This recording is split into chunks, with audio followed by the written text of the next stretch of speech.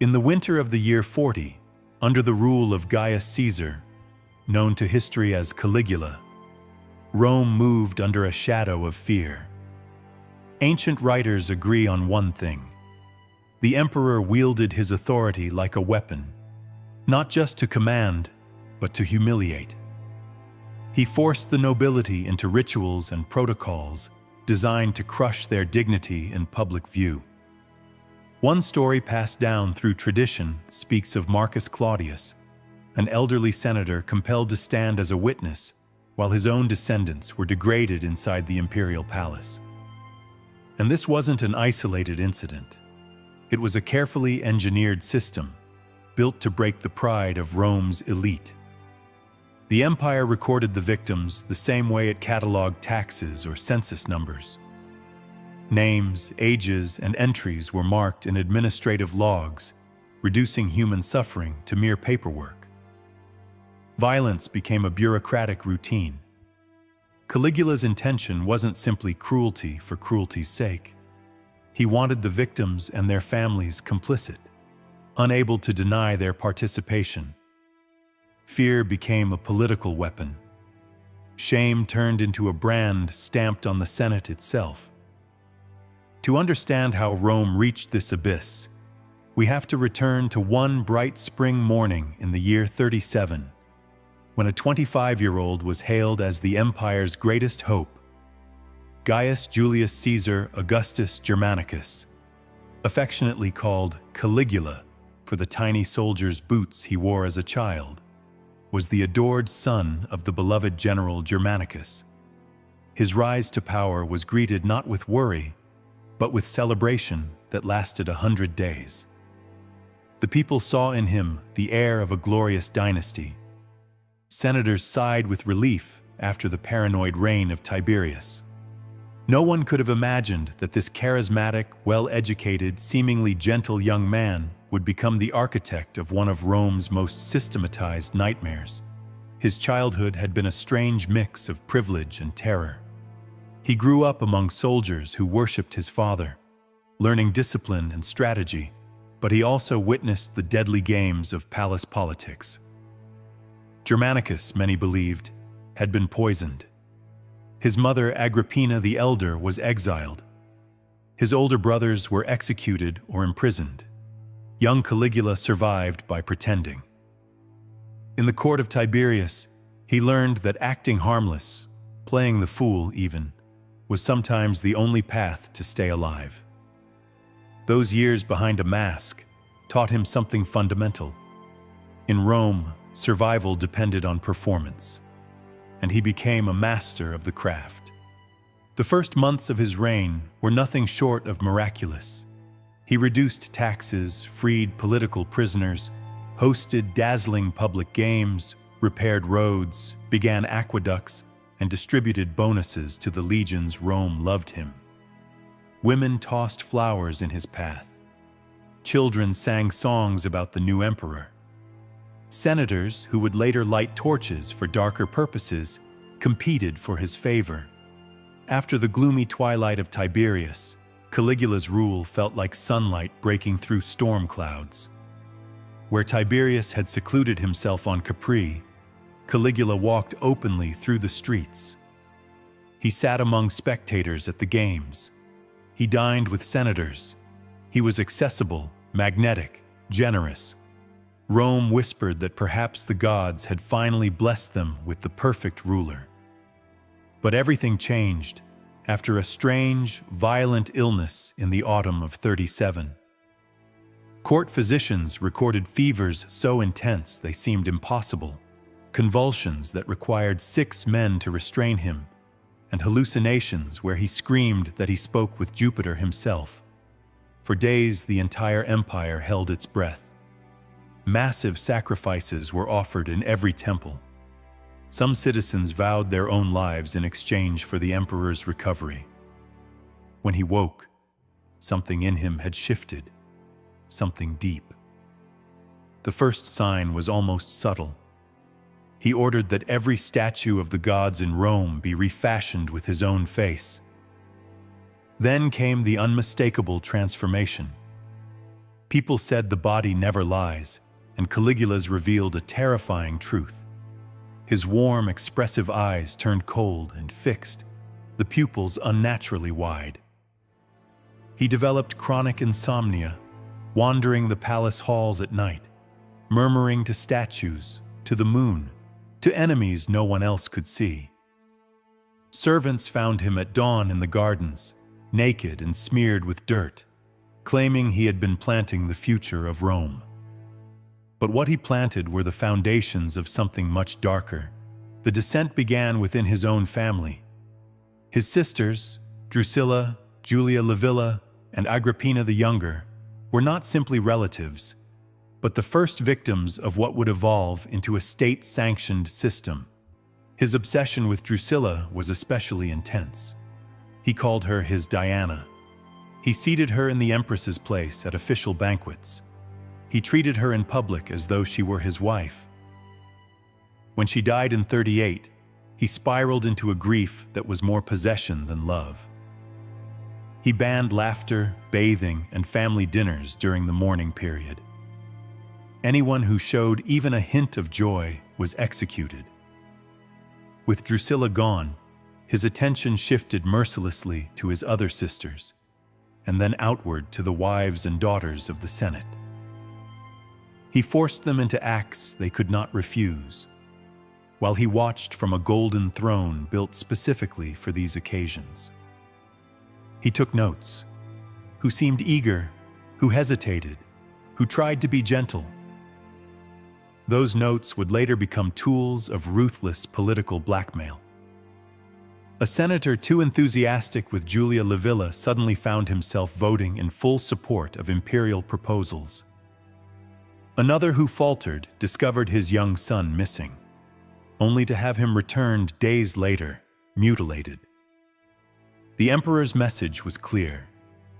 In the new Rome he forged, everyone was either a victim or a collaborator. Neutrality did not exist.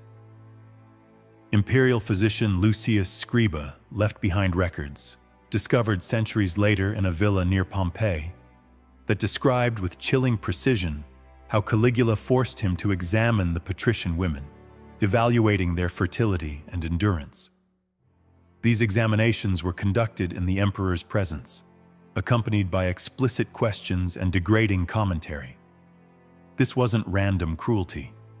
It was a system, organized, documented, and administered with bureaucratic efficiency. Every victim was assigned a number. Every act was recorded.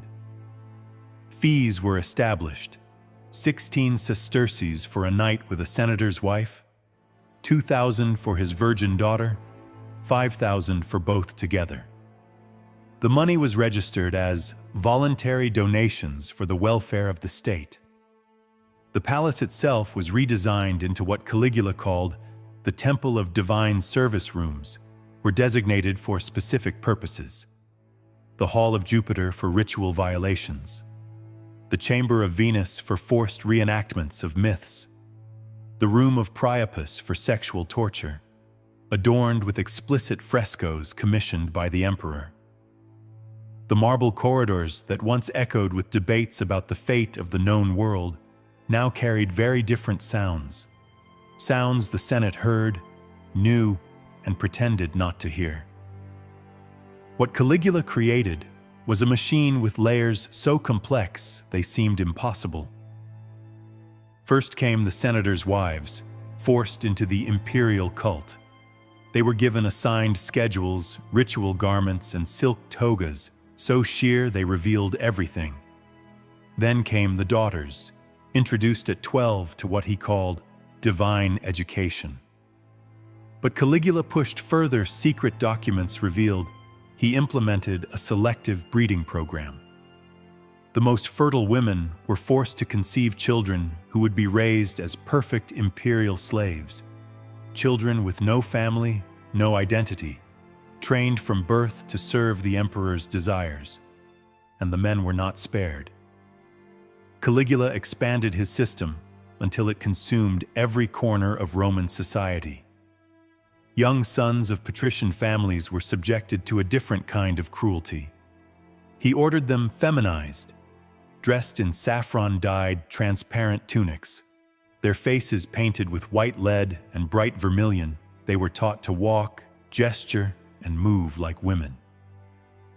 During imperial banquets, they were paraded before guests and auctioned off for a night. Caligula himself would sometimes take part, not out of desire, but to prove a point.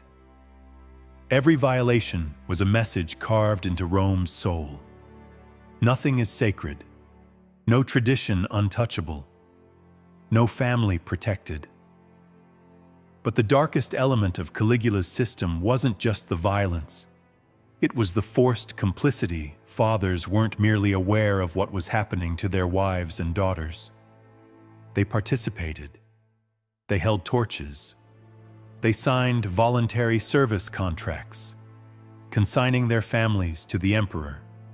They voted in the Senate for laws that legalized the horrors, including the Lex de Divina Corporis, which declared the emperor's body sacred, and any union with him a religious honor. Caligula had discovered something far more devastating than tyranny: coerced collaboration. He didn't break families from the outside. He made them break themselves, turning fathers into enforcers, mothers into witnesses, and children into offerings. This was power conceptualized as a philosophy, a weaponized vision of Rome's social structure, dismantled piece by piece. One senator, Publius Cornelius, tried to resist. When the order arrived demanding his wife Livia for the imperial service, he stood in the Senate and refused. It was a moment of brilliance, heroic, but doomed. The next morning, his 8-year-old son was found on the Senate steps, still alive, mutilated, a message carved directly into his skin. Disobedience has generational consequences. Cornelius surrendered that afternoon. 3 months later, when Livia became pregnant by the emperor, he was forced to publicly acknowledge the child as his own heir, renouncing the rights of his actual children. The Senate soon passed a law declaring that any child fathered by the emperor, regardless of the mother's status, held priority in succession over legitimate offspring. Humiliation became legislation. Behind this horror stood a bureaucracy as vast as the empire itself. Specialized scribes recorded everything in a secret archive beneath the Palatine Hill. Each entry followed a structured format: victim's name, age, social rank, physical description, acts performed, duration, cooperation level, resulting pregnancies, physicians documented injuries, diseases, and births. Midwives were assigned to forced pregnancies. Guards escorted victims according to fixed schedules. Accountants tallied revenues because Caligula charged for these services and funneled the profits into the imperial treasury. Hundreds of people worked in this machine of terror, each performing a small task, each able to claim they were only doing their job. It was easier that way. In a system like this, responsibility dissolved into the collective. No single person was the monster. Everyone was a cog. And a machine with that many cogs becomes nearly impossible to stop. Full moon nights were the most dreaded of all. Caligula hosted what he called lunar fertility ceremonies, theatrical displays of domination. The private palace amphitheater was transformed into a pagan temple. Senators' wives were forced to copulate with gladiators chosen for their strength, with young slaves imported from the empire's frontiers, and at times with animals. Trained bears, mastiffs, even a leopard gifted by an African client king. The husbands watched from the stands in full senatorial regalia, maintaining stoic discipline while their partners were degraded in ways that defied imagination. Caligula orchestrated each moment like a divine showman.